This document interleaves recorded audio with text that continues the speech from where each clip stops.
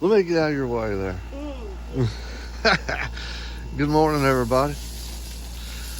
Welcome to Bluegrass Waterfowl Farm. We are outside feeding, changing water for everybody.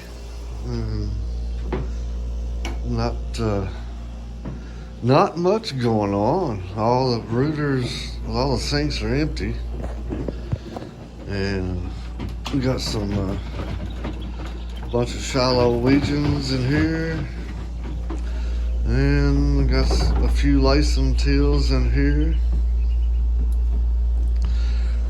and that's about it, except for what we just showed you here. Got the silver platinum wood ducks, one canvas back, and some lacing teals over here. This side here is empty. We moved all them out Saturday. Why? Huh? Oh my gosh. I forgot to wipe my feet off, she said. Alright. But anyway, things are starting to slow down. Got to feed, chicken feed, duck feed, go down here and feed. One thing I was going to say, because I know I get a lot of questions, and a lot of times too, whenever people come and pick up waterfowl, or they come just to visit and talk and look around, it's like one of the first questions they always ask me is, what do you feed your ducks?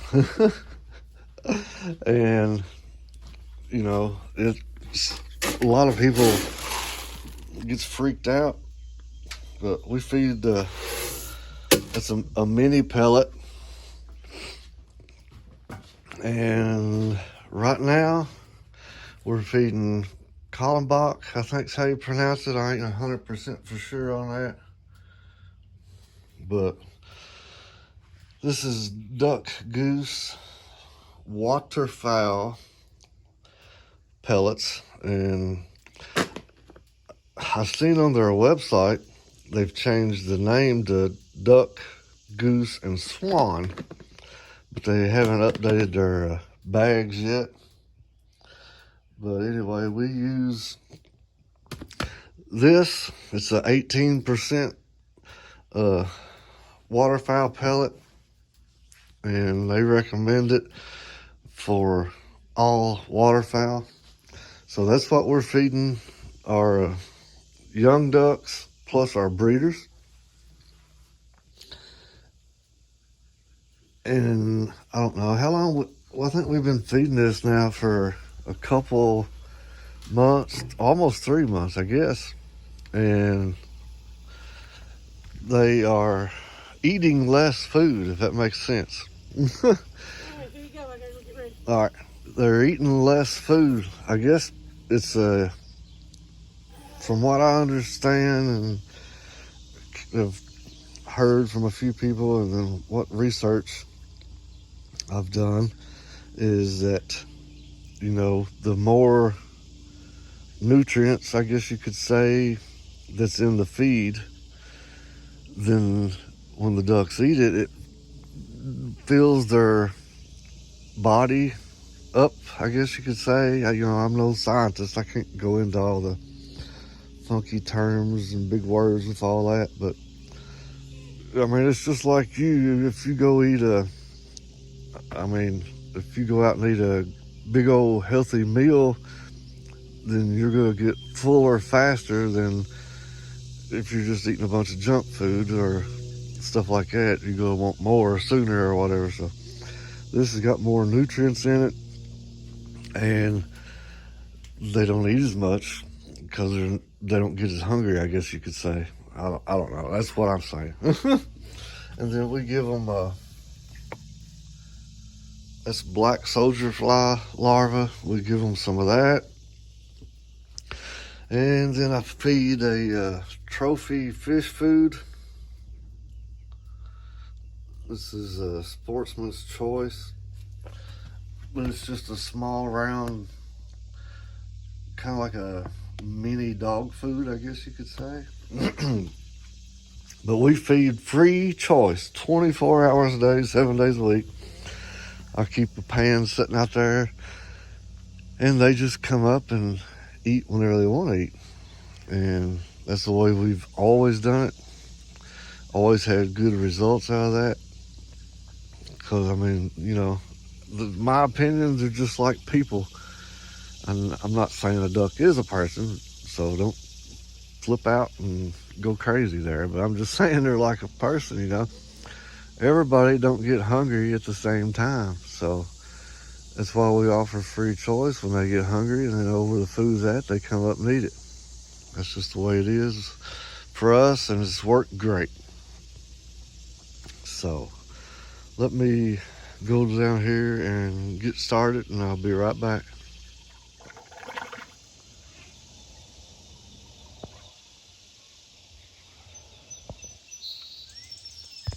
You can see we got a little duck poo everywhere. Water's nasty, draining it out. So we're gonna clean all this up, refill this for them today. And I think we got like 150 ducks in here, so we're pretty much emptying this every day unless we get a good rain. But there's no rain in the forecast for a few days, so we'll just change it out every day. So we'll go ahead and walk down here real fast, show you everybody.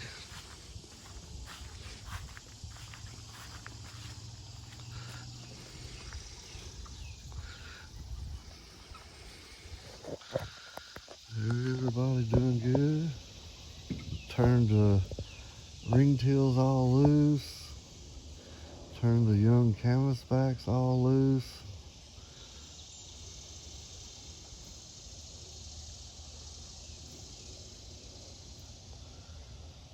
Everybody's doing good. Let's see, I don't see one right now. I got a couple of wood ducks, but there's one. Where'd she go? Right there. She's gonna go high. Right there's one. There. That one there. And get my finger out of it so I focus. I got 2 or 3 wood ducks that looks like they're white. So one of them is gonna be gone, but I should have 1 or 2 more. Yeah, I don't know, where'd that one go? Some of these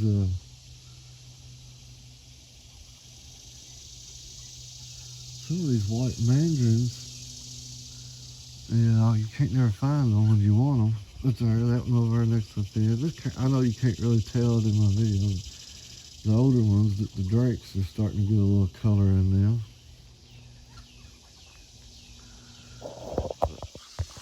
Alright, I'm gonna get back up here, change this pond, and we'll be back and go inside the big pen. Alright, we got everything, got the pond emptied, sprayed off the apron and cleaned it up. Got this filling back up. Usually takes right about an hour to fill this back up. Check the feeders, make sure they still have feed. I gotta take my water hose nozzle, you know, the moisture that goes in there. If I don't hide this over here, I usually hang it over here. Just hang it on the fence like that. And then when I get done using the water hose, I'll unscrew the end there. And I have to run it over here and run it through the wire and hang it up. And the reason I do that is because if you know anything about these ducks, they are curious whenever nobody's around. And sometimes we'll forget, get in a hurry, and we'll just drop the water hose and leave it or whatever. Next morning we come in here to change water. The little washer on the inside of the end is gone. And they'll go down there and they'll peck that washer out. And 99% of the time, you come over here when you drain the pond, if you're careful when you're sweeping it out, you'll find that washer in the bottom of the pond. So they're ornery, I guess you could say, whatever, but we just keep it hanging up there. So we'll let this fill up. And I had to change the chickens' water. They was completely out, so changed it. They're getting bigger, so they're drinking a lot more. Usually every other day I'll have to fill it up, but it's about every day now. Of course, it's getting hot again. We've been lucky. Temperature's been staying in the 80s, but it's supposed to be in the 90s this week. So let me get this buckets put up and go get the feed, and I'll be right back. All right, we're back out here in the pen. Like I was telling y'all, I feed for each choice. That's the fish food, and there's the pellets. And us got this little shelter built to cover it up from the elements, and they walk right up the ramp here and come eat. Throwed some fly larvae on the pond, but they're all laid up over in the shade. Plus I got a light colored t-shirt on this morning, and they're not used to that, so they're kind of staying away from me. I usually wear a dark shirt and I can literally just walk right around them, but if I wear a different color shirt, it sends them into fits.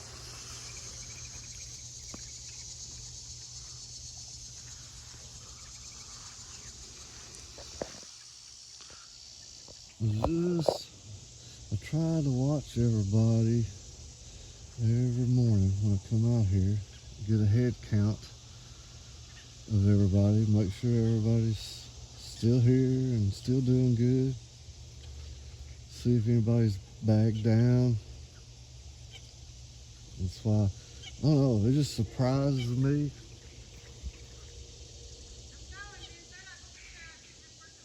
All right. Love you too, big Carl. All right, thanks. My wife's heading out to work. Like I said, I don't know. I see people post that they have ducks missing, don't know where they are, or they'll have some hatch off they didn't know was setting.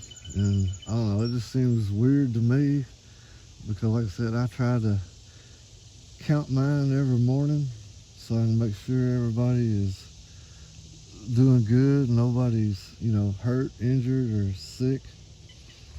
And that being said, one of my Shiloh-Wegian drakes was limping a few days ago. So see, I tried to look at his leg and foot as close as I could, and I'm not sure if he was fighting or what happened to him, but he was just sitting around, and I'd make him get up and he would limp. So I kept a close eye on him there for about 3 days, I think it was, and then he started putting weight on it and walking, so he's doing a whole lot better now.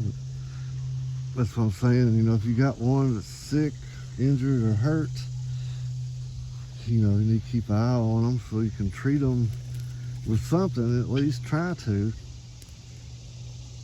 I know a lot of places you can't get a penicillin shot now, but all I gotta do is call the vet or whatever, go up there and I can get my medicine. So that's one good thing about being in a small area, I guess. And I got one canvasback drake that's molting hard, and he's kind of staying off by himself. So I've been keeping an eye on him, making sure that he comes up here and gets on the water at least once a day while I'm here.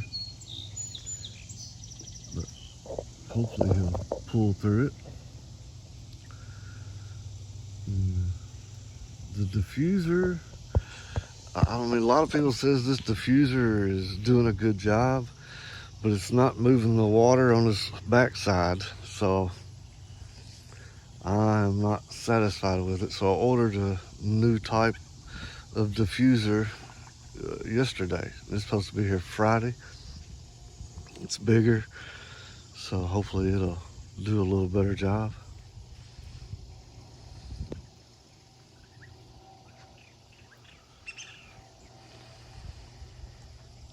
But I should have some lacing tails, silver tails, maybe blue wing females, maybe mandarin drakes. I think a couple extra silver tail drakes, and possibly some canvasback hens. And if that ringtail hatches off, then I'll have some more ringtail. Oh, and this ruddy duck started setting right here. She's got 6 eggs. She was off the nest yesterday evening. I checked her. She's got 6 eggs, so hopefully most of them will hatch.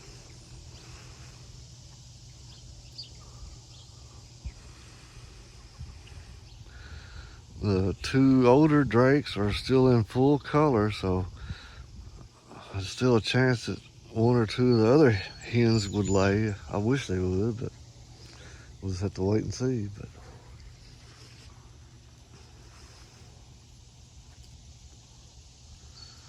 anyway, I got to, what was that? All right. Anyway, I'm gonna let that pond fill up over there, and it'll be time for me to go in and get ready to go to work. So we thank y'all, appreciate everybody. Questions, comments, y'all hit me up. And what was, I know what I was gonna say too. Let me finish up real fast and I'll let y'all go. We're talking about the feed. We feed that Kallenbach, or whatever how you pronounce it. We used to feed Nutrina. We fed it for like 2-3 years. And the only reason that I quit feeding Nutrina was because of TSC. They kept jacking the price up. And I talked to them and they said there wasn't nothing they could do because they didn't have no competition around here like a Rural King or something. So they just jacked the price up. So I quit going to TSC. As a matter of fact, I've been there 1 time in the past 3 months. Find everything I need at my other feed store, or I either order it off Amazon, either one. But so that's one thing. If you go to TSC, I mean, if that's all you got, then you ain't got much choice. But if you got other stores, I'd definitely do some price comparison around. And but I know a lot of y'all, and several, and I don't ever mention no names because I don't want to get nobody started. And they talk to me, people tells me stuff because they know I don't care. I mean, I don't care to make people mad, if they don't want to take criticism or whatever, But anyway, we've been raising waterfowl now this time since 2018. And my dad raised them for 20 some years back in the 90s and 2000s. And he would go to Indiana and get his feed. His feed was a alfalfa based feed, and that's what he fed. And that, like I said, that was back then, and they've improved it a lot. So like I said, the Kallenbach, Nutrina, even the Purina makes a duck pellet. And it's all of it's pretty good. But when you get on Facebook, somebody's always asking the question, what do you feed your ducks? And 99% of the time, the first thing out of everybody's mouth is Missouri, Missouri. You gotta feed them Missouri. Well, this is where I'm gonna make everybody mad.